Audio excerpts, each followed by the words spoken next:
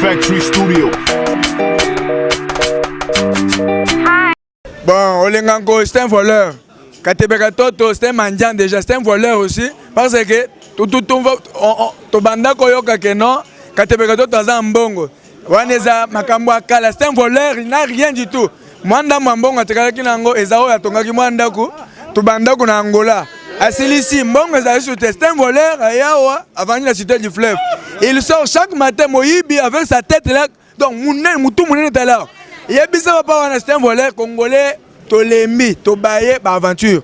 Bonjour chers téléspectateurs, chers internautes, vous qui nous suivez de partout dans le monde grâce à ce site www.congovibration.bino que site où il y a information claire et puis limpide. Bomituni pour la nini chanson na Seamboula, peuple congolais.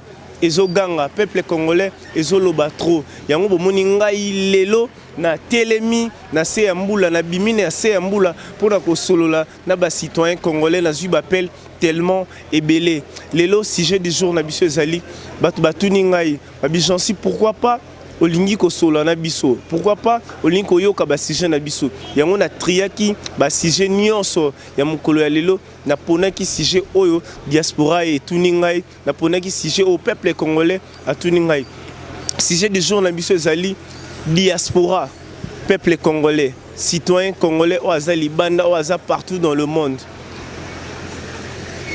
tolobelana no gouvernement congolais o eza en place pona bino gouvernement ya Badi Banga et continuer to ekoya entre Félix Tshisekedi Olengankoy Katebe Katoto boponi nani azala première ministre to la nanenge citoyen congolais peuple congolais azolo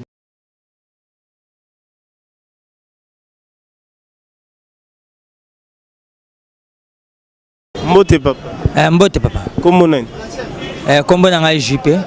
OK papa Moutuna na biso ya lelo sujet du jour ezali entre gouvernement ya Sami Badi Banga nanenge bato ba proposer que Félix Tshisekedi comme premier ministre bamsu balingi Olengankoya comme premier ministre bamsusu baza ko proposer bato na bango ebele en tant que citoyen congolais hein parce que bato msu balingi Katebe Katoto yepa comme premier ministre baza peine gouvernement na bango en tant que citoyen congolais na bato wana nyonso pour na gouvernement ya nani travail. Bon, merci beaucoup pour la parole. Ngai pour ngai gouvernement Badi Banga. Badi Banga banda koti na primature wana. To ba je crois 3 mois yango. Dollar et mati. Possibilité et mati de pas koti wana. Tout ça comme ta eloko moko aza ko sala wana na gouvernement na ezalité. Bon, so teke na Olengankoy. Olengankoy azali politicien commerçant. Ça veut dire quoi? Ce que moni mbongo alandi mbongo. Ça veut dire azala position fixe thème. Même Katebe Katoto, il y a position fixe, il y a besoin bangote. Mais pour na biso, to sepena que non, batana no. Nani mais c'est fait Tshisekedi na primature. Peut-être tana no yepe, peut-être na idée na ye, peut-être ça se peut me le comment bien. Pour na choisir préféré, fait Tshisekedi à sa primature. Merci beaucoup. Mbote papa. Mbote papa. Papa comment nani? Georges Bola. Papa Georges Bola, lelo mama mituna tozanango par rapport ya gouvernement ya Sami Badi Banga. Et dans la bateau balingi gouvernement Sami Badi Banga continuer. Et dans la bateau balingi ya Félix Tshisekedi kota, bamsu balingi ya Olengankoy kota, bamsu balingi ya Katebe Katoto. En tant que citoyen congolais, olingi ya Badi Banga tikala to ya bamisu soane kota. Bon, monsieur le journaliste, le problème est que tous sont réalistes. Tous sont réalistes dans le sens que, au moins, c'est une résolution que le gouvernement et la transition pour une élection. Et le gouvernement a Sami Badi Banga parce que le dialogue est ils ont satisfait le peuple congolais. Et pour le moment, le peuple congolais a le dialogue, la résolution du dialogue à Senko. Alors, dans le dialogue à Senko, ils ont dit que le premier ministre Abima, na Katiwana, ne oyo akomema mboka na tina élection. Alors, le premier ministre a na rassemblement. Je dis rassemblement ezali opposition oyo ekotaki na oyate. Je dis résolution ezali wana na comité de suivi. Alors, je sais, le problème est clair. Le problème est qu'il y a une tendance au motolingi Katebe Katoto. Katebe Katoto, azana kata rassemblement. Ce rassemblement qu'on a qui Katebe Katoto, ce n'est pas le problème. Mais rassemblement ici, ezana moto na bango oyo ici epesi combo azala premier ministre. Les choses traînent pour rien. Tu côté le côté 3e mois. Tu côté 3e mois, tu côté 4e mois. Tu es comme 6e mois, 7e mois comme impossible. Pour l'élection et comme un avantage à Kamususuana. Pour yo, aux en posa nani gouvernement nani azala loi premier ministre. Le gouvernement yo, parce que IDPS est allié, basi baponaka il y a 3 mois passés basi baponaka Félix Tshisekedi comme premier ministre. Mais tendance musu kuna zo 3 personnes chef de l'État choisir, mais les 3 personnes on a le côté pesa matata mais et pas na bango na rassemblement babimisika a moto moko oyo ke Félix Tshisekedi a ma premier ministre à transition blocage koko za wana te ba konzipo to linga mboka na biso yo oponi nani azala ministre. Pour moi dans mon sens, dans le vrai sens ezali Félix. Dans le vrai sens, pour Nangai, je vois bien que Félix Tshisekedi n'est pas le premier ministre. C'est tout à la pour la transparence. Tous à la blocage, pour rien, le Congo, ça nous appartient tous. Et puis, Olimbi Sangaï, le chef de l'État Nabiso, Azar démocrate, Azar montre la transparence. Entourage Naïmba Moussoussou, Asalaka point de presse à l'objet que ceux qui n'ont qui 12 personnes, il y a bonne foi. Je dis, concernant parlant, chef de l'État, comment on a été battu, monsieur Bazaïki Nzinga nae, Bamano, na moi, mais à comment comprendre ce qu'on a réaliste pour la table nae, comme voit Félix Tshisekedi, à cause de la quoi satisfait le peuple congolais. Il est le président de tout le Congolais, et de l'opposition et de la majorité présidentielle. Il y a un président de la République Nabissonios. Non, le gouvernement Sami Badibanga doit carrément tomber. Parce que pour le respect des accords, ce gouvernement doit carrément tomber et ne peut pas continuer vraiment en tout cas. On doit entamer un autre gouvernement qui doit sortir par la désignation d'un premier ministre ici par consensus au rassemblement, si je vais bien. En tout cas, là-dessus, je n'ai pas vraiment de choix. Parce que le président Kabila avait dit qu'on lui donne trois noms. Démocratiquement lui-même, il va faire les tris. Parmi ces 3 noms, je ne sais pas, c'est Félix Tshisekedi, Olengankoy, Katebe Katoto. Parmi ces 3 noms, peut-être, il va trier un premier ministre. Mais moi, à mon compte, en tout cas, je souhaiterais qu'on puisse nommer quelqu'un qui est rassembleur, qui peut coopérer bien avec le chef de l'État, qui n'est pas vraiment trop radical, qui doit être un premier ministre quasiment modéré pour l'intérêt de toute la nation, vraiment en tout cas. Opposé qui? Eh bien, je propose, pour éviter un peu l'amalgame, je propose Félix en tout cas. Vraiment en tout cas. Pour l'Union, vraiment en tout cas. Je propose Félix en tout cas. Mbote papa. Mbote papa Nangai. Yebisa biso gouvernement ya Badi Banga yo moni onde. Gouvernement Badi Banga c'est quoi yati? Et quoi ya combien de fois c'est? Ils ont continué. Ils ont continué na Moibi. Pour na Moibi. Pour na Moibi, pour na pena gouvernement pena ya solo, il faut pas démissionner depuis Kala. Il faut Badi Banga pena na comprendre. Ako ko démissionner te na biloko bazoko saka pena o pena ya ko démissionner te vraiment yi. Pour na yo proposer gouvernement ni continuer parce que zana bato ba chef Félix Tshisekedi Katebe Katoto na Olenganko yo ponina. Ah, bango misato ba wana. Mais biso to yebi bango te biso to yebi que non il fallait Mobaki ndek mutanya za premier ministre et comme bango na ndenge nini. Yo proposer Mobaki. Ah mais ça Mobaki na misato wana penda na zoboya na ngai. Pe na yokaki que non Félix azali a comme président ya rassemblement. Lisusu azali sous premier ministre atako bino moko vraiment nyoso to na ka yo moko sala. C'est un Congolais yo ponina. Nga na ponana ni lisusu. Na poni soki pena ke no balobaki ke non papa na biso akotisaka lettre ya komo ya mutu déjà bien avant hein soki ezali ke no kombo wana o papa ponaki o atiaki yango wana nde tokondimande yango o botangela ngana bo so ipe kombo ye mutatikaki yango eza bongo eza kuna ala safa bo a continuer na bango na ba kombo misato bino bolobi mais nga pena pona kombo misato na vraiment nga na ndimai na ngati na eba ina nga ke no mobaki mutaninga za premier ministre bon et comment est-ce que non beaucoup mobimisa 3 personnes bon tout beau pesa autant ou va pesa autant vraiment c'est normal vraiment politique yango ça manga bongo hein.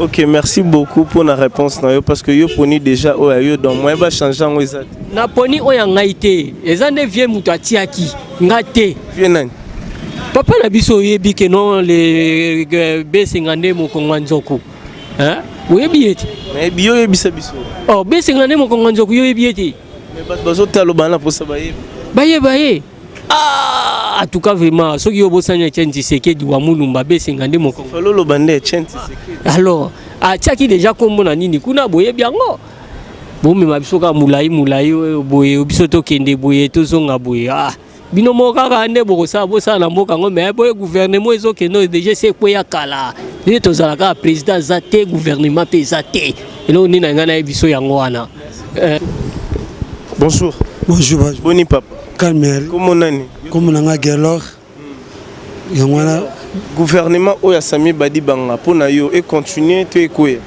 bon merci pour la motuna pour na gouvernement oyo faut quoi ya rapport jusqu'à tout le monde loi malongate tout voulait tant que na Badi Banga ninga et tant social ego changer dollar ego kitamo ego circuler me banda ya dollar toujours au matare ça qui na ba 13000 les autres qui na ba 13600 ezo mata pour la gouvernement on a moins bien tina na ngote ba chercher vraiment gouvernement msusu pona yo na bato ba proposer misa to Katebe Katoto Félix Tshisekedi na Olenga Nkoyi yo poni nani bon pona ngai Félix pona mama politique hôtel la ya sana noté Olenga Nkoyi ba nga ba tumo ba leka na ba TV ba loba mais jo na yo ka kiana commune kiminga homme d'affaires na nyo ah yé kombo kimi yeso ba tieni mama yo kene bien pour y ça déjà na moi ba mongo na ya déjà mo makamna sala grand frère à Moïse Katumbi Katebe wala yo na mna Katebe so ba tie tema déjà ça ba mongo na ya déjà na makamna sala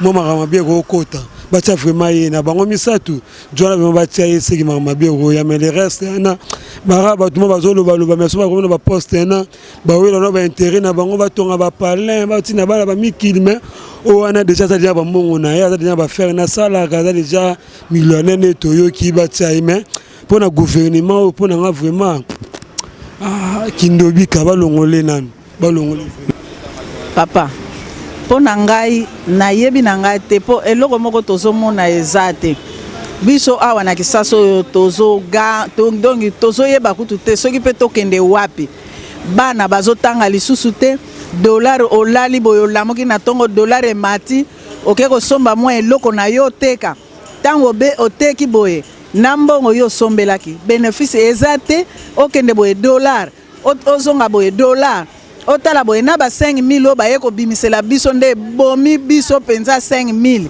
o mata na bisi 5000 osala boye 5000 okende ko somba eloko boye 5000 yangwana tozoyeba na biso te na ye papa Badi Bangango na soki nani biso tozo luka mutu oyo ko changer nano ata vie sociale ata dollar wana ekita ata ko kita dollar ezo kende be ko kende ngakutu na yebi ate longa dollar wana te ndenge zalaka na yebi kutu te papa bongo baye ko ngalisela biso makamba dollar donc na ba Sami Badi Bangango na ba nani nazo yeba nanga mutu oyo ya ko bongisa te po bazo sala eloko te papa.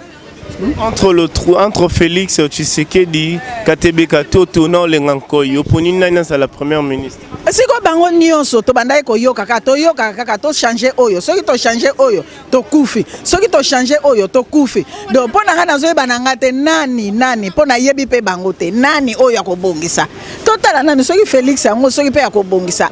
Abongisi mais na yebi nanga kutu te papa. Donc pona nga nazo yeba te. Gouvernement ngo pe bazolo bakaka o Sami Badi Banga te. O soki nani Félix Tshisekedi o Olenga Nkoyi o nani bazo lobe loko moko te o bazo zela soki kombo mibale soki kombo nini donc tozo yeba te batie biso na mbrouillement moko tozo yeba tozo comprendre te papa biso bana mboka na biso moko baluka mutu oyo pona nga na kopona te me baluka mutu oyo aza mwana mboka oyo aza na susi ya mboka bango soki batie mutu oyo ale aye wana aye koboma lisusu o mbongo ezomonana te biso bato totekaka bakilia na biso bazosomba te bato baza na baniongo bazofuta te mbongo eza te siko tokosuka wapi mbo ezala badibanga ezala matata ponyo to ezala mutu mosusu ya koya toza na posa ya mutu te toza nde na posa ya bolamu ya bakongole bolamu ya baimboka biso tolingi kombo te tolingi nde mutu akozala mpona bolamu ya bato nyonso nakanisi mwali kanisi na ngai nakoki kopesa yango wana mpona yo badibanga acontinue to gouvernement nekue mbo omoni badibanga amitia mokonzi te aza na moto atie mokonzi soki amonaki ke akosala mpona bolamu ya mboka ngai nakoki nadoke naza na likambo moko te nakoki kokako citoyen congolais mpona yo ozomona ndenge nini ki a changement échangé banda badibanga ye mwa mbongo ezocircule banda badibanga ye makambo bien ezosalema mpona nga acontinue to aye azala lisu te bon lokola nano bapesi ye makoki ya kosala mosala te ntango mosusu ekoki kokende liboso soki bafongoleli ye banzela nyonso ya kosala mosala ou ntango mosusu akoki ntango mosusu toyebi te biso tolingi nde bolamu moto akosala bolamu mpona mboka mobimba ngai na ndenge na bandaki koloba nalobaki ke toza na posa ya motu te toza nde na posa ya bolamu ya bakongole. Merci beaucoup. Oui, merci. Merci beaucoup pour la question posée. En fait de compte que l'opposition congolaise est à la majorité, est à l'opposition, est à la société civile. Et là on a regardé tout ça dans la politique à haine. Quand on dit politique à haine, et qu'on avance jamais mboka. Entre les 31, juste signé qui va encore aux Isaïki dans la cité de Oya. Toute l'opposition sont bazalaki. Même société civile bazalaki. Même comité international bazalaki. Mais ce que les deux ont danger dans la politique, c'est-à-dire que moi, nous sommes intéressés que notre président Kabila a la bonne marche, a la peuple de démocratie. Contre quoi? Il fallait accepter, c'est quoi ils ont mais ils ont accepté tout.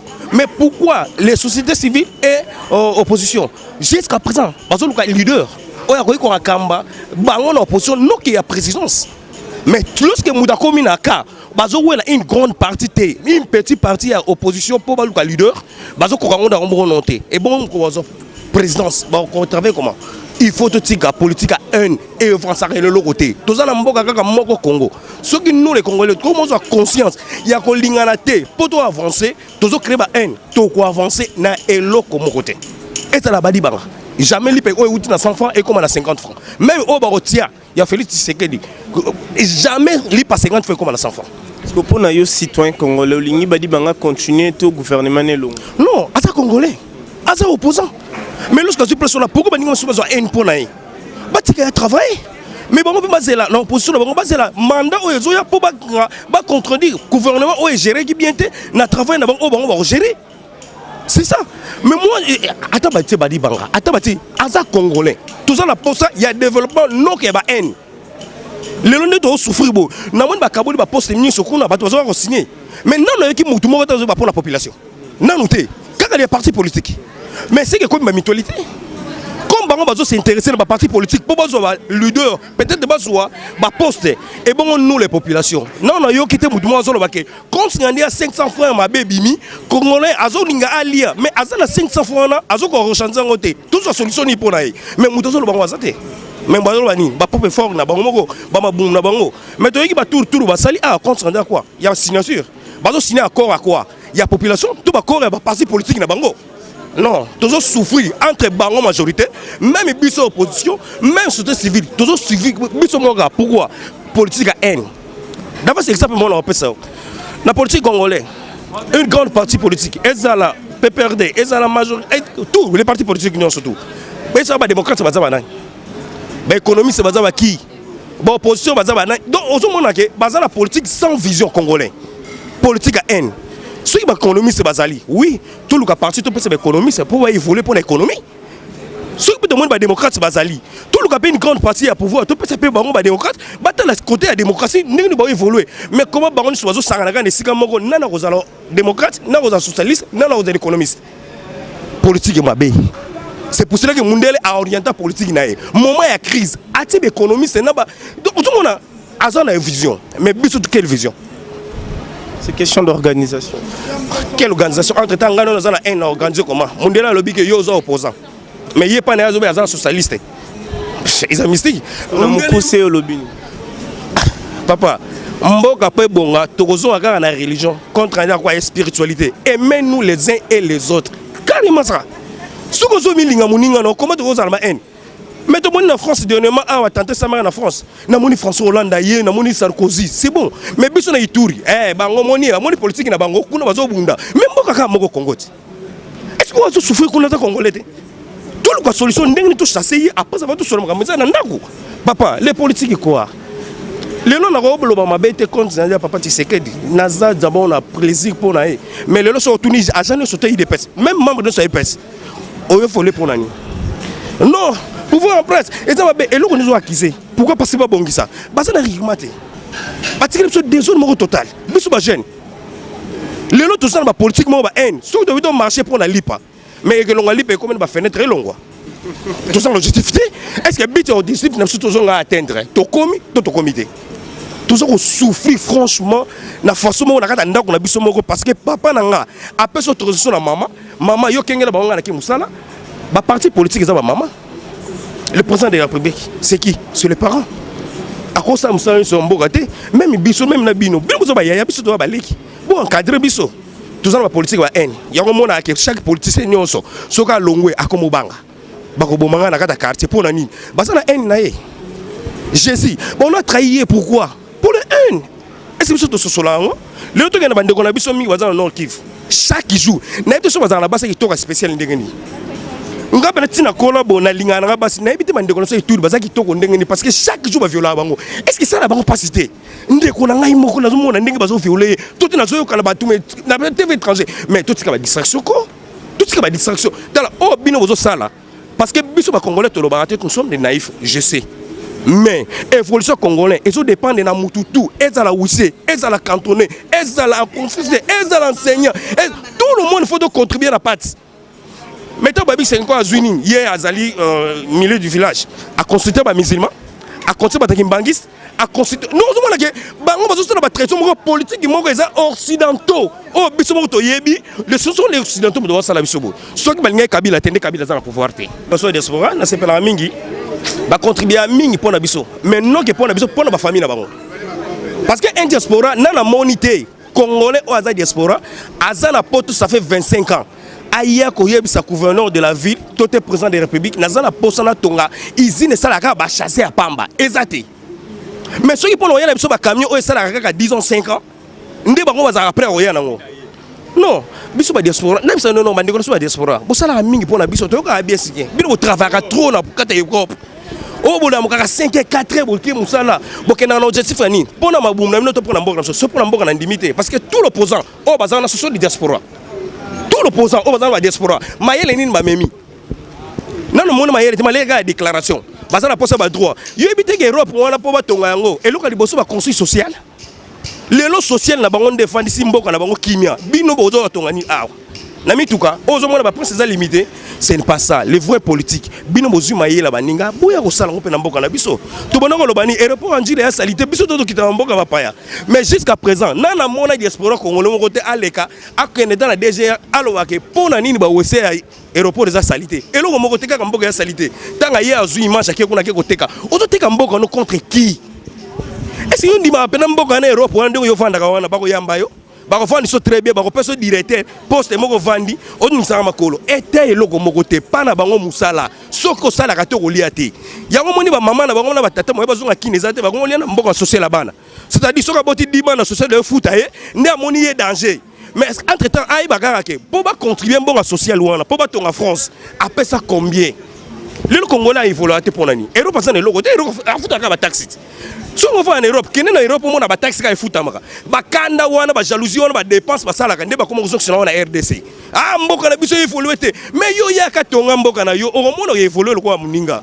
ozo lone pour na position ozo lona ye pour na nini parce que pour tongi nzela na ye asomi mituka na ye mboka wana eza paradis non ce n'est pas paradis Europe ya paradis te so tali bien na monde mboka eza na souffrance comme européen comme américain boko ndimango te mais biso en Afrique nous avons tout pour na ni baboy to teka parce que pour na intérêt na bango ti yoso mona un européen alomba ke nonga na lingi Congo yoso mona et l'Europe comme ça na Brazzaville ba konza ba parler français mais comme la tane balandaka on dit pas français ba katsa apana na biso pe ba lo ba mais un français ko lo ba makama RDC la quoi parce que ba to connaissance ce sont les belges ba belge ba noko na biso ba représentant na biso oyo ko lobela butu moy mais to tane ba 5 ans ba comme nous surtout wana tout buta ba belge c'est-à-dire mon fait politique mabé bozo ba ngote ke politique mabé ba to connaissance to va na te ba ya ku du côté na binoté mais bino merci beaucoup et l'ongwanyo surtout ba po bazo sala lorote na mboko c'est lorote na préféré nanga ozaki liboso tonga tabanzela mais abadi banga na omone lokote bazo voter soki 3 ministres to chana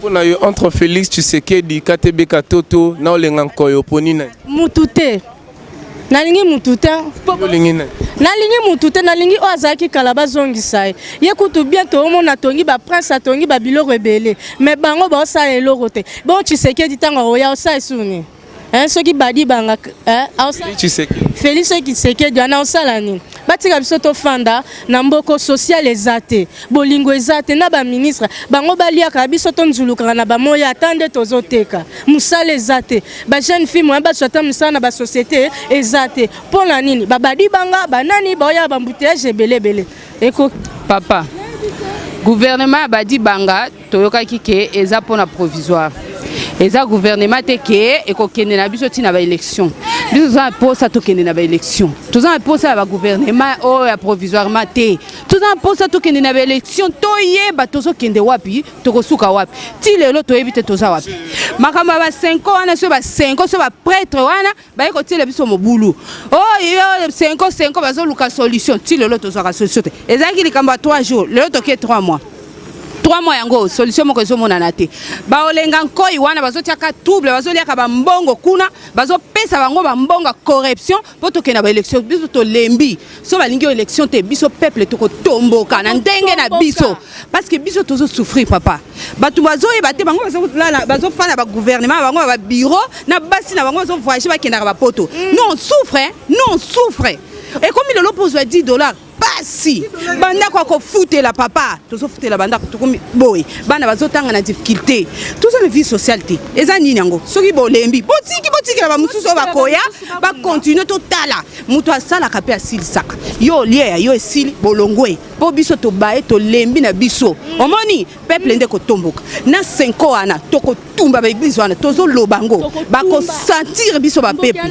po ba lobaka o congolais lobaka te avanda katiaka na mutema mais mukolo ko tomboka bakona yo entre Félix Tshisekedi Katebe Katoto olenga nkoyo poni nani aza la première ministre papa Tshisekedi wana soki Félix Tshisekedi papa na aboyaki déjà toyokaki ya papa na aboyaki toyebitina aboyela kiete olenga nkoyi wana na basuki wana papa olenga nkoyi wana azoya kosala ka trouble po tsuru moni niveau ya olenga nkoyi ako gouverner na eloko te eza ba mbongo bazoluka ba yiba ba kene kosala ba élection na 2018 ozo comprendre Katebe Katoto ya Katoto c'est azande kwa Moïse Katoto toyebi ekutu te asala politique wapi papa nanga ye asala politique azande homme d'affaires tala nyonso wana eza ba mascarade biso toyebi omoni biso population papa tozo fanda mais toyebi nyonso ezoleka kuna makam nyonso bazo sala ba mascarade wana biso tozo ko wana nyonso Katebe Katoto wana biso toyebi ete biso tozo na besoin to kende na ba élection omoni posa na biso peuple to kende na 2018 to kende na ba élection poto lembi makambo il faut sila kabatu moko bino nde boliaka bino nde bo voyageaka bino botambola ba jeep ba rêve 4 ba prado biso zo souffrir to boyi tala ba jeune lolo bazo souffrir ba jeune bazo tanga bazo salate et comme il est lo soki gouvernement ebimi parti kingani azo nommer kabatu na ya parti normalement c'est ça social yango za wapi ouais gouvernement ebimi yo za na parti ote ko zo musalate donc ba jeune bazo traîner ba papa bazo souffrir na ba veste zo nzulukila bango na mamoi musala ezate tozo souffrir papa musala Congo eza biso nyonso Congo eza mutu moko te za olenga ko ite eza Katebe Katoto te eza ya mwana Tshisekedi te eza ya biso nyonso donc biso nyonso toza na droit ya kolia na Congo Sinon, on va se venger. Combattant Congo.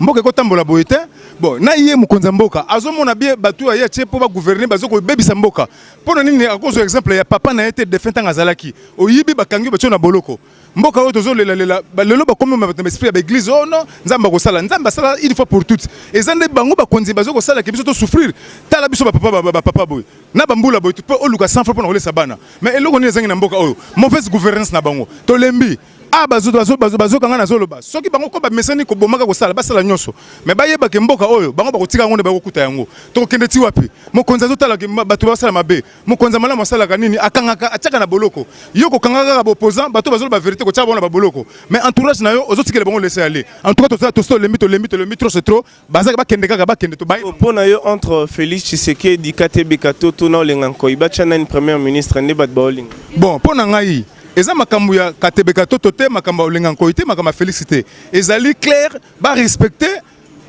lettre oyo de fait papa atikaki le choix est clair et le bien le premier ministre a l'a désigné na niveau ya rassemblement comme Félix Tshisekedi azali numéro 1 ya rassemblement bango ba respecter ba Olenganko ba tika ba désordre bazo sala pour ebandi lelo te makambo Olenganko alekaka ministre en transport na sera implice 4 ans asala le mo côté bon ba Katebe Katoto wana zoloba toyebi bango bien donc bango bazana ba mbongo ba ilingi suba ya pona ko bomba manasima ba yiba lisusu biso lingi bango te biso to souhaiter ba tiela biso Félix Tshisekedi total soka ko sala malamu te biso mo peuple to ko juger. Merci beaucoup papa pona yo gouvernement est continuer ya badi bangato ekoya gouvernement ya badi banga pona ngai bako kanga bango tout de suite même bako sanga na prison. Ce sont les escrocs groupe ya ba mibio bati na yebi ke est-ce que Chiluba poloba na lo baka Chiluba to Chiluba pona bande kwa diaspora ba luba ba yo effectivement tu to akola mu Chiluba bwa kwambila monsieur Kabila ke odi président wa ditonga kuikaji chijingi jinyi bwa kubenga kuteleja biji bantu ba kwambila na nguto de toute les façons tu vas manier Kabila mandat eba a dit déjà presque kundekelo si aujourd'hui nous t'appelons président de la République c'est parce que toke encore toke senko toi sungulu toi t'es le président provisoirement accord qui du coup reconnaître au président tu dois être aussi reconnaissant pour reconnaître fort et du papa Tshisekedi et tout consort rassemblement benza bwani tu reconnaître président de la République tu dois nous mettre quelqu'un du rassemblement premier ministre de façon que wikale ba légitime muchinu wikala bo ba légitime entre Félix Tshisekedi entre Sami Badi Banga na Katebe Katoto na Olenganko oponi nani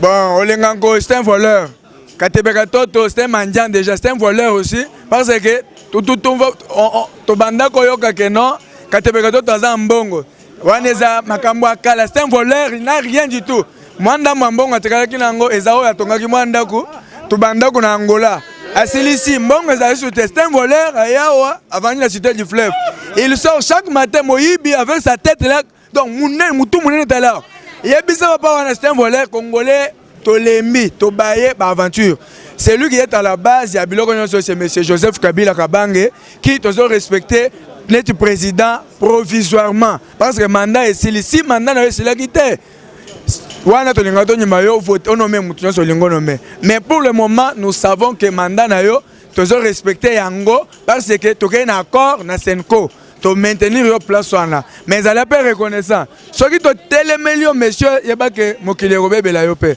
kanisa le 19 histoire le 19 et tikala jamais ko limo ya mito ya ba congolais te to souffrir dollar comme na 14 000 quelques nyonso wana c'est le petit peuple bazo souffrir ce qui yo ozonginda bozo kende la cité du fleuve bozo sakana bozo kota boye bakinga kati bozo lia bangulu et tout comme ça bozo bangombe bozo lia le peuple souffre monsieur keba yo kotaki pouvoir santé muke lelo komi munena wa bazo benga soki nani ba mende vous êtes déjà des papa mikolo raisonnement au bandalo baza ba grand professeur vous n'êtes plus des professeurs attention na Congo to na ko nyimake nous n'avons plus de professeurs soi-disant ba professeurs au pesi biso na campus et tout comme ça ce sont des voleurs.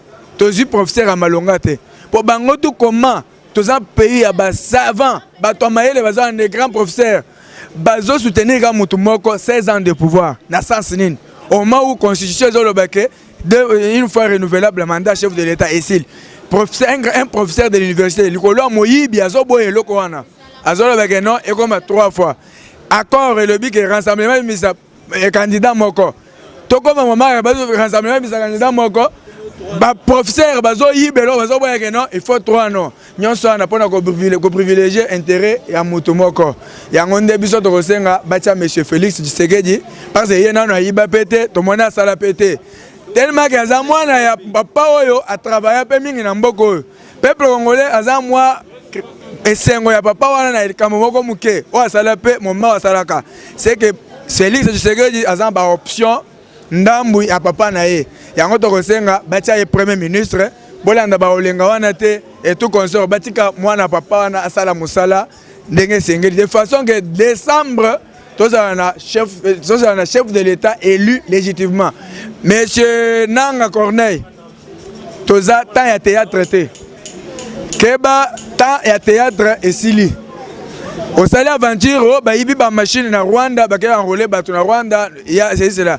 monsieur Corneille Nanga toyebi samedi wana okendaki ko inaugurer ndako na wana lemba ya 3 niveaux otongi na mbongo ya élection ko organiser nango élection monsieur attention tozolandelo de près ko ça le théâtre te na vie ya bato ne bazo souffrir moto asimbi lelo sanduka ya mibeku c'est toi ce qu'on ça l'erreur bandako wana ya lemba ocho inaugurer toko tumba yango chango mutu chana mutu na ke na famille na bakozala na insécurité totale wana nde oyo ngana pesi maloba.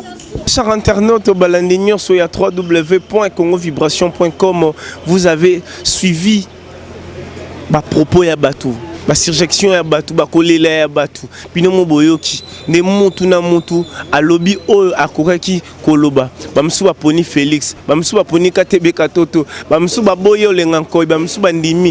Donc, peuple congolais, anan ras-le-bol, peuple congolais alembi, bino diaspora, soki bolandi pe émission, soki bolandi sujet o yalelo, bomeka ko réagir na bapel na bino, na ba commentaire na bino, parce que le numéro qui est affiché au bas de vos postes télévisés, c'est un numéro au bourroki ko commenter, bourroki ko benga, bourroki réaction ya peuple congolais. Moi je suis là toujours pour donner les informations claires et puis limpides ko solana peuple congolais. Bino mon bourroki réaction ya peuple congolais. Quant à moi, je vous dis merci, je vous aime beaucoup, mais pas plus que moi-même. Bye bye.